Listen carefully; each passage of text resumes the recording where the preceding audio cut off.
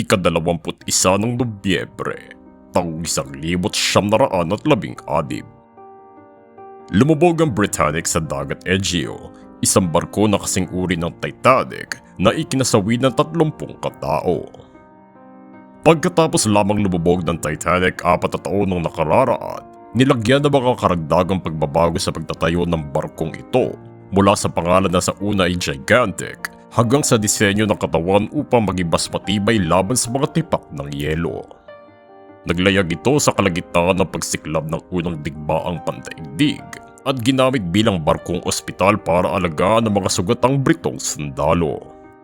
Sa kabila ng mga modifikasyon dito, naging sanhi ng paglubog ang isang pagsabog sa barko at tuluyan itong lumala ng may mga naiwang bukas na kwarto at ang paglalayag ng mga salbabida ng wala pang utos na ikinamatay ng mga sumakay dito nang mahigop sila ng LC.